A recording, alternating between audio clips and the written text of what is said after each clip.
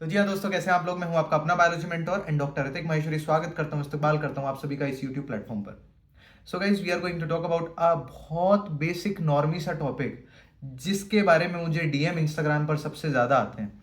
That is कि भैया sir, हम ड्रॉप लें या ना लें। नीट यूजी 2025 में हमारा स्कोर 400 है, 350 है। क्या पता अगली साल इंक्रीज हो जाए, हम ड्रॉप लें या ना लें, या हम किसी और फील्ड को चूज कर लें।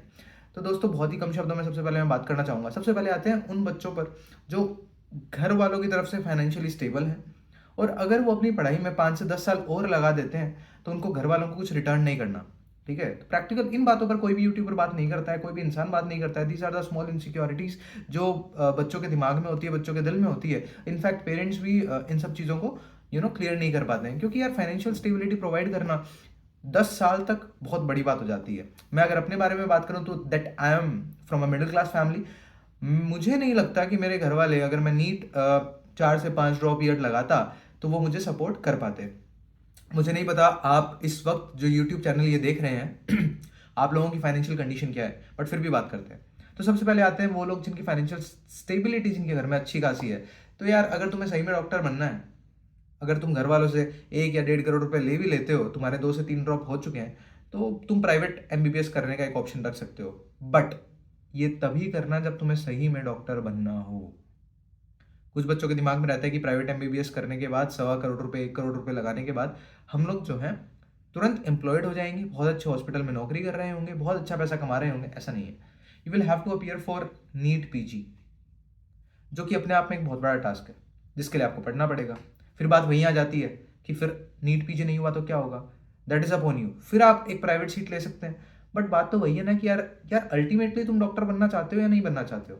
तुम्हें अगर लगता है कि 1 करोड़ रुपए खर्च किया जा सकता है तुम्हारे डॉक्टर बनने के सपने पर, तो गो फॉर इट। बट अगर तुम्हें कहीं भी संशय है, डाउट है कि यार नहीं, ये नहीं होना चाहिए, 1 करोड़ रुपए मैं नहीं लगा सकती या लगा सकता, तो बैक ऑफ, चले जाओ वापस, मत लो ड्रॉप ईयर। दूसरे बच्चे आते हैं वो जिनके घर वाले 1 या 2 या 3 साल तक तो सपोर्ट कर सकते हैं फाइनेंशियली, बट उसके बाद उनको चाहिए अपने बच्चों से रिटर्न, जो कि प्रैक्टिकली होना भी चाहिए। बच्चे 25 से पहले, 24 से पहले सेटल हो जाने चाहिए, ऐसा मेरा मानना है। आपके जो भी व्यूज आप कमेंट सेक्शन में कर सकते हैं, but let's talk about it. तो इनसिक्योरिटीज के बारे में तो बात कर रहे हैं हम लोग, ठीक है। तो इन छोटी छोटी बातों पर तो बात होगी। दूसरे बच्चे आते हैं, जिस बैकग्राउंड से मैं आता हूँ उस बैकग्राउंड वाले बच्चों की बात कर रहा हूँ। यार आप 2 या 3 ड्रॉप से ज्यादा मत दो। 2 या 3 अटेम्प्ट की बात कर रहा हूँ मैं, ड्रॉप ईयर भी नहीं बोलूंगा। क्योंकि at the end of the day आप 23, 22, 21 साल के हो जाओगे, और उसके बाद आपको लगेगा कि एमबीबीएस 5 साल की है, 26 साल, फिर उसके बाद पीजी 30 साल तक तो सेटल हो गए तुम लोग। तो ऐसा मत करना। तीसरे बच्चे आते हैं जिनको एमबीबीएस अब्रॉड जाना है। भाई एमबीबीएस अब्रॉड अगर तुम चले भी गए तो आकर एफएमजी देना है तुम्हें। वहां पर 5.5 साल लगाया तुमने, यहाँ पर आगे तुम्हें इंटर्नशिप अलॉट होते होते 6 महीने लग जाएंगे, 6 साल हो गए, फिर उसके बाद 1 साल। 7 साल की हो गई तुम्हारी ये मेहनत, 7 साल की एमबीबीएस हुई है तुम्हारी। जहां पर लोगों की 5 साल 1 महीने, 5 साल 4 महीने के एमबीबीएस है। राजस्थान की अगर मैं बात करूँ, या सेंट्रल इंस्टीट्यूट की अगर मैं बात करूँ, कुछ स्टेट्स में गड़बड़ है मामला, वहां पर इंटर्नशिप भी लेट स्टार्ट होती है, एमबीबीएस भी लेट खत्म होती है, जैसे बिहार। ठीक है।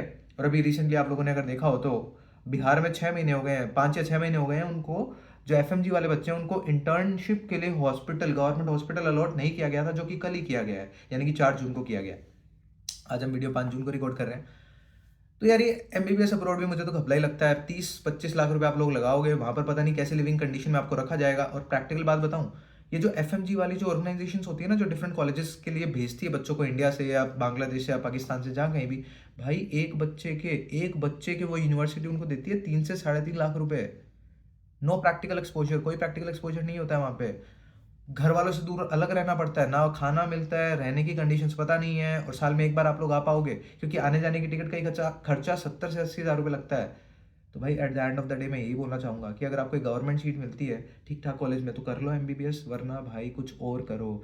There is a lot more jobs and opportunities present around, अगर आप खुली दिमाग, खुली आंखों से देखोगे तो तब तक के लिए शुभ रात्रि, शुभ खैर, आदाब, सत श्री अकाल। मैं हूँ आपका अपना biology mentor and doctor Hrithik Maheshwari. जो भी आपके व्यूज़ हो वो कमेंट सेक्शन में आप दे सकते हैं। They are always welcome. Thank you.